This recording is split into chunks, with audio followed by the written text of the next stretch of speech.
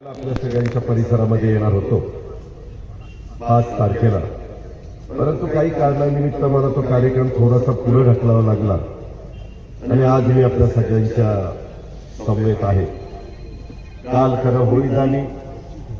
होळीचा सण अतिशय उत्साहाने आनंदामध्ये आपण सगळ्यांनी एकमेकाला शुभेच्छा देत साजरा केला. होळीच्या मी देखील तुम्हाला पुन्हा एकदा शुभेच्छा देतो. धुलीवंदन आज आहे, संध्याकाळची धुलवड आहे, वाट बघताय तिकडे. मला काही जण म्हणले अजित तू चाललंय धुलवडीला पाथर्डीला, म्हणलं काय होते का? सगळं म्हणलं व्यवस्थित होईल. प्रतापराव आहेत, बाकीचे सगळे सहकारी आहेत. मी धुलीवंदनाच्या पण तुम्हाला सगळ्यांना आजच्या शुभेच्छा देतो. तसंच उद्या महिला दिन, जागतिक महिला दिन. महिलांना समाजामध्ये मान सन्मान प्रतिष्ठा प्राप्त करून देण्याचं काम आदरणीय पवार साहेबांच्या निर्णयातनं झालं आणि महिलांना निर्णय प्रक्रियेमध्ये घेतल्याशिवाय राज्य पुढे जाऊ शकत नाही, देश पुढे जाऊ शकत नाही. त्याकरता ज्या देशांनी महिलांना म्हणायची संधी दिली नाही ते देश मागे राहिले आणि त्यामुळं उद्याच्या महिला दिनाच्या निमित्तानं देखील माझ्या तमाम महिलांना, आमच्या मुलींना, आमच्या मातांना, आमच्या सगळ्या सहकाऱ्यांना मी मनापासून महिला दिनाच्या देखील खूप खूप उद्याच्या हार्दिक शुभेच्छा देतो. मित्रांनो, इथं आज शेतकरी मिळाला. माझ्या आधी बहुतेकांची भाषणं तुम्ही ऐकली. त्याच्यामध्ये काही राजकीय घटना घडल्या, सजाई उल्लेख झाला. अनेक वर्ष आपण समाजकारण राजकारण करणारी माणसं, वेगवेगळे आमदार खासदार निवडून देण्याचं काम जिल्हा परिषद तालुका पंचायतीचे सदस्य, नगरपालिका महानगरपालिकेचे नगरसेवक नगरसेविका निवडून देण्याचं काम, ग्रामपंचायती, मार्केट कमिटी, साखर कारखाने, बँका, खरेदी संघ, दूध संघ अशा अनेक संस्थांमध्ये अनेक जणांना आपण निवडून देत असतो. त्याच्यातून गेले कित्येक वर्ष या महाराष्ट्राचं राजकारण तुम्ही सगळ्यांनी पाहिलेलं. पाथर्डी शेगाव तालुका तसा बघितलं तर मला पाथर्डीचा दुष्काळी तालुका, माझा कर्जत असेल, माझा जामखेड असेल, नगरचा काही भाग असेल, पारनेरचा काही भाग असेल, असे काही तालुके तुमच्या माझ्या नगर जिल्ह्यातले दुष्काळी तालुके म्हणून ओळखले जातात. तिथं आपण प्रयत्न करतोय, तिथं पाणी कसं घेता येईल. मधल्या काळामध्ये माझं जायकवाडी धरण झालं, त्या जायकवाडीच्या बॅकवॉटरवर देखील काही भाग बागायती करण्याचा प्रयत्न वेगवेगळ्या मान्यवरांनी केला. आज इथं आल्यानंतर आपण 3 महत्वाच्या योजना, पिण्याच्या पाण्याच्या योजना, जायकवाडी धरणातलं पाथर्डी पाणी पुरवठा योजना ही 95 कोटीची मंजूर आपण केली.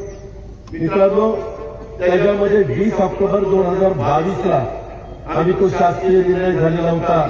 महाराष्ट्र सुवर्ण जयंती नरोत्तम महाअभियान पाथर्डी शहराच्या पाणी पुरवठा प्रकल्पाला प्रशासकीय मान्यता देण्याचा. त्यावेळेस आम्ही सगळेजण राज्यकर्ते म्हणून सरकारमध्ये उद्धव ठाकरे साहेबांच्या नेतृत्वाखाली काम करत होतो. त्याच्यानंतर आपण एक शेवगाव पाणी पुरवठा योजना ही 83 कोटीची, ही पण 20 ऑक्टोबरलाच 2022ला तिचे आदेश त्या ठिकाणी काढण्यात आले. आणि आपण अजून एक योजना ती आपल्या जवळपास 46 गावं, भगवानगड परिसर 46 गावं प्रादेशिक पाणी पुरवठा योजना, त्याची पण तांत्रिक मान्यता 26/3/2022. तेव्हा आम्ही सरकारमध्ये होतो. प्रशासकीय मान्यता 27 एप्रिल 2022. ही पण योजना जवळपास 190 कोटीची. या योजना आपण त्या काळामध्ये मंजूर केल्या, जसा उल्लेख प्रतापरावांनी आपल्या भाषणामध्ये केला. परंतु काही जण सरकारमध्ये बदल झाल्यावर आता लोकांची दिशाभूल करतात आणि सांगतात आम्ही केले. माझे एवढंच म्हणणं, मी फार स्पष्ट बोलणारा आणि जे घडलं ते सांगणारा कार्यकर्ता म्हणून माझी ओळख आहे.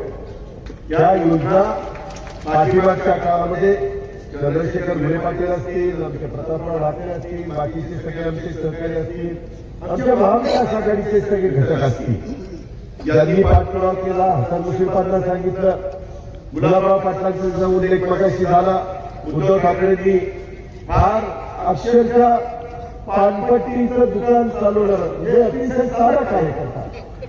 शिवसेनेने पाठीमागच्या काळात हिंदू हृदय सम्राट शिवसेना प्रमुख बाळासाहेब ठाकरेंनी या महाराष्ट्रामध्ये जात पात धर्म काही बघितलं नाही. गोर गरीब सर्वसामान्य माणसाला आमदार खासदार मंत्री राज्यमंत्री उपमुख्यमंत्री मुख्यमंत्री करण्याचं काम केलं. आणि त्याच्यातनं काही कार्यकर्ते झाले. काही तर अक्षरशः ड्रायव्हर म्हणून काम करत होते. काही जण साखर कारखान्यामध्ये चिबॉय म्हणून काम करत होते. त्यांना मंत्री केलं. ही वस्तुस्थिती आहे, हे नाकारू शकत नाही. परंतु हे सगळं घडत असताना आज मात्र काही वेगळ्या प्रकारचं राजकारण दुर्दैवाने चाललेलं. मित्रांनो, मला तुम्ही सांगा, ज्यांच्या वडिलांनी शिवसेना काढली, ज्यांच्या आजोबांनी शिवसेना काढली, त्या शिवसेनेला नाव देत असताना धनुष्यबाण शिंदे ज्यांनी मिळवलं, उभा महाराष्ट्र पिंजून काढला, त्या मुंबईमध्ये मराठी माणसाला मान सन्मान प्रतिष्ठा प्राप्त होत नव्हती. त्या मराठी माणसाला खऱ्या अर्थाने आधार देण्याचं काम केलं आणि त्याच्यातनं शिवसेना फोपवली. त्या शिवसेनेचं नाव देखील त्यांनी उद्धव ठाकरे साहेबांच्याकडनं काढून घेतलं. निवडणूक आयोगाने चिन्ह देखील काढून घेतलं. हा कुठला आहे? ठीक आहे, निवडणूक आयोगाला त्यांचा अधिकार आहे, त्याबद्दल मी टीका टिप्पणी करण्याचा मला अधिकार नाही.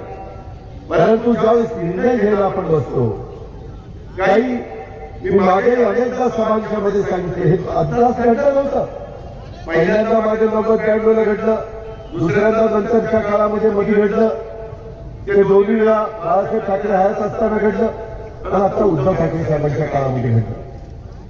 आणि हे सगळं घडलं असताना सर्वसामान्य माणसाला हे अजिबात आवडलेलं नाही, ते पटलेलं नाही. अशी पक्षाची वेगवेगळी फूट पडली. काँग्रेसमध्ये देखील फूट पडली. सिंडिकेट जुन्या लोकांना आठवत असेल, बैलजोडी काँग्रेसची फूट होती, बैलजोडी. त्याच्यानंतर आलं गाववास्तू, त्याच्यानंतर आलं पंजाच्या वेळेस काही घेतलं चरखा, त्याच्यानंतर पुन्हा पंजाब तसाच राहिला इंदिराजींचा पक्ष म्हणून आणि सरकारने नंतर घेतलं घड्या. असे वेगवेगळ्या प्रकारचे बदल झालेले तुम्ही पाहिले ना. त्याकरता अजिबात घाबरून जायचं कारण नाही. शेवटी कुणीतरी वेगळ्या पद्धतीनं पक्षाला, ज्यांचा पक्षाशी दुरान्वयी पण तसा संबंध नाही, त्यांनी शिवसेनेकडून काम केलं असेल, त्याबद्दल दुमत असण्याचं काही कारण नाही. लाखो कार्यकर्ते. परंतु आता इथून पुढच्या काळामध्ये आपल्याला महाविकास आघाडीला मजबूत करायचं. मी सगळ्यांची वाटतं फार बारकाईनं ऐकत होतो. विनायक देशमुखांचं ऐकत होतो, सुषमाताईंचं ऐकलं, इतरांचं ऐकलं, प्रतापचं ऐकलं, चंद्रशेखरचं ऐकलं. मित्रांनो, माझ्या आणि उद्धव ठाकरे साहेबांची पण मध्ये चर्चा झाली. उद्धव ठाकरे साहेबांची पण फार मोठी इच्छा होती आमचं महाविकास आघाडीचं सरकारमध्ये. ते मला म्हणायचे की अजित, एकदा विभाग वाईज आपण मध्ये एकत्र आलो. सोनिया गांधींनी, शरदराव पवारांनी, उद्धव ठाकरेंनी ही बोट बांधण्याचं काम केलं आणि त्याच्यातलं महाविकास आघाडीचं सरकार आलं. पण खालचे कार्यकर्ते पण जवळ आले पाहिजेत ना. खालचे कार्यकर्ते त्यांनाही समजलं पाहिजे. त्याकरता विभाग वाईज आपण नाव घेऊ.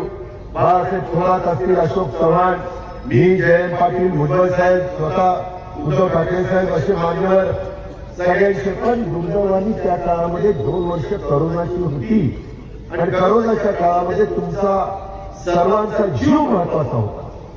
माणूस जगला पाहिजे अशा प्रकारची भूमिका आम्ही सगळ्यांनी स्वीकारली.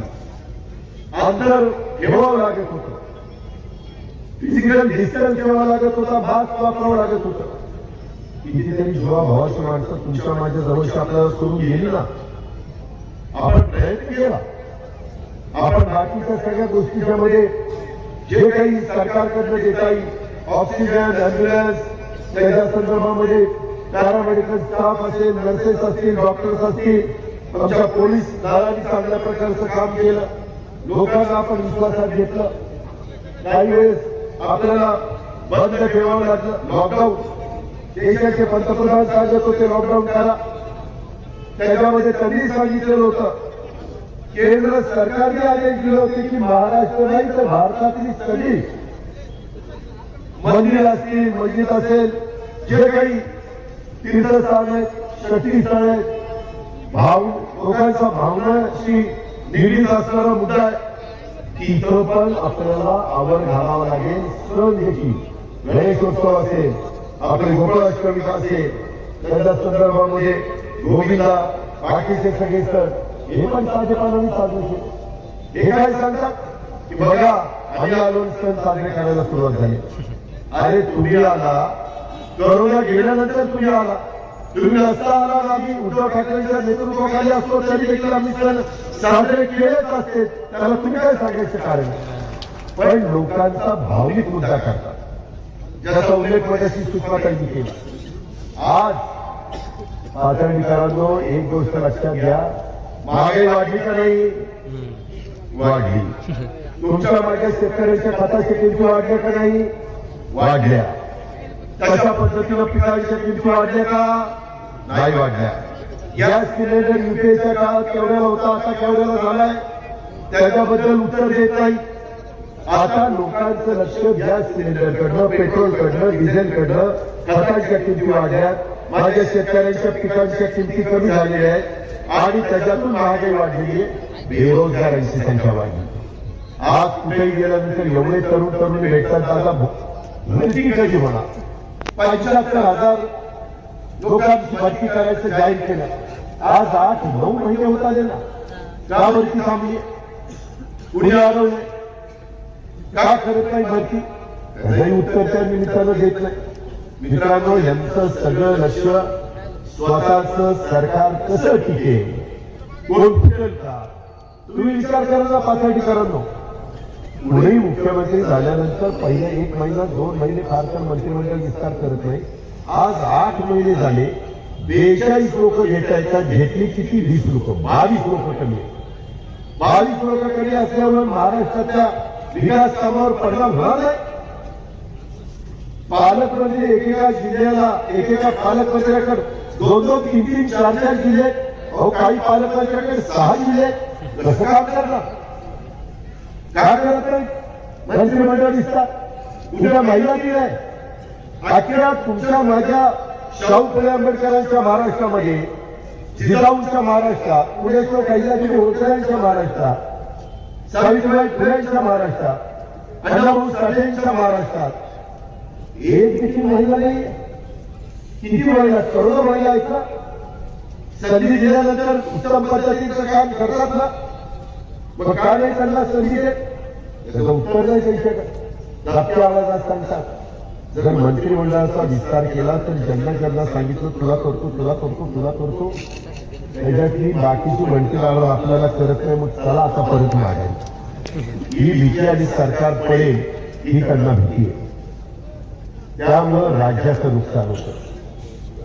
6 तारखेपासून 6, 7, 8, 9 4-5 दिवसात हवामान खराब आहे. काल रात्री वारं संध्याकाळी कसं सुटलं होतं.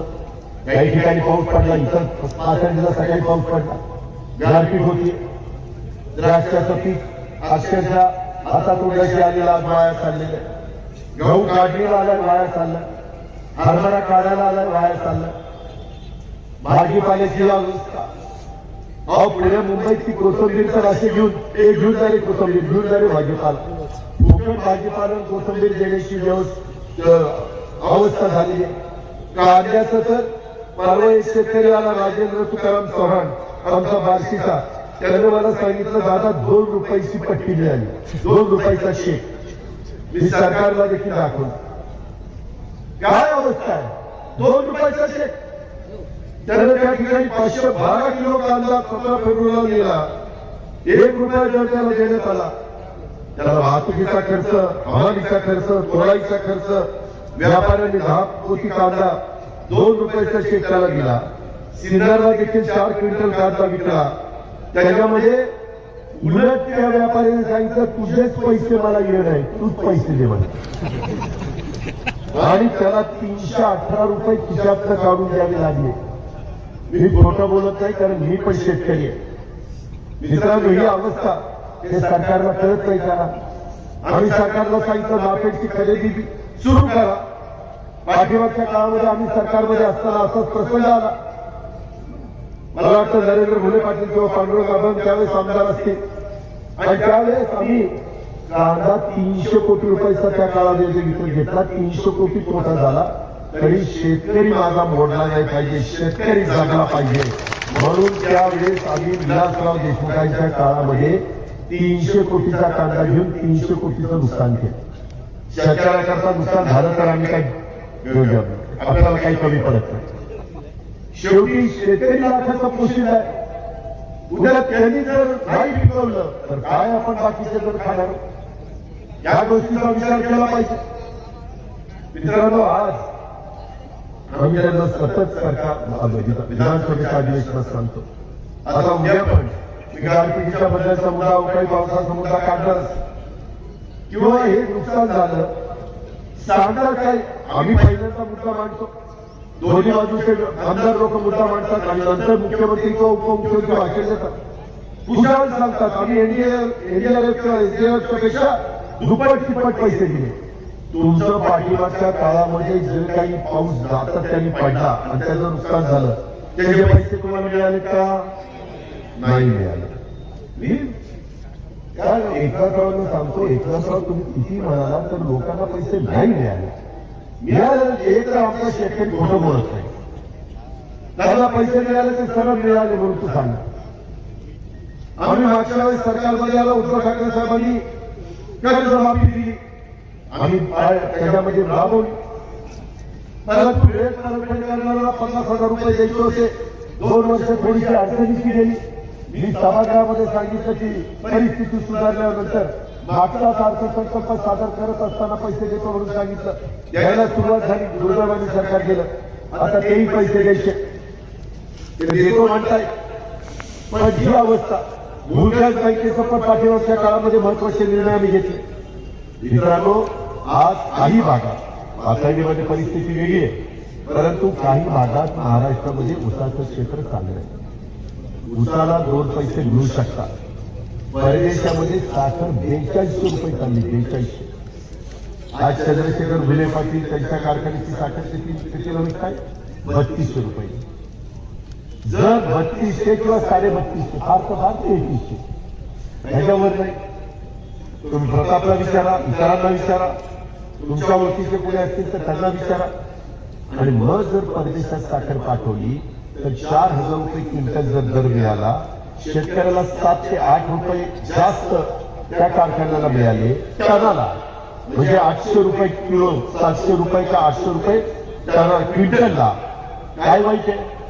आम्ही सांगून जमलो की जाऊ द्या साखर, आपल्याकडे पुढचं वर्षभर पुरेल एवढी साखर आहे, उलट पैसे मिळतात मिळू द्या. ऐकतच नाही. एकमेकाची नावं सांगतात, त्यांनी सांगायचं त्यांना भेटा, त्यांनी सांगायचं त्यांना भेटा, त्यांनी सांगायचं त्यांना भेटा. पूर्वीच्या काळामध्ये युपीए सरकार असताना डॉक्टर मनमोहन सिंगजी पंतप्रधान होते, शरद पवार तिथं कृषी मंत्री होते. काही घडलं, उद्या इथलं बबनराव ढाकण्यांनी देखील फोन करून सांगितलं, साहेब काढण्याचा असा वादा झालाय, काहीतरी बघा. दुसऱ्या दिवशी दिलं व्हायचं का? तर शेतकऱ्यांची नावे ओळखणारा नेता तिथं शरदराव पवारांच्या रूपाने बसलेला होता. आज काय? साखरेला आम्ही निर्यातीला अनुदान द्यायचो. साखरेची पोती परदेशात जाऊ द्या, क्विंटलला 100 रुपये 200 रुपये अनुदान दिलेलं आहे. विचारा त्यांना.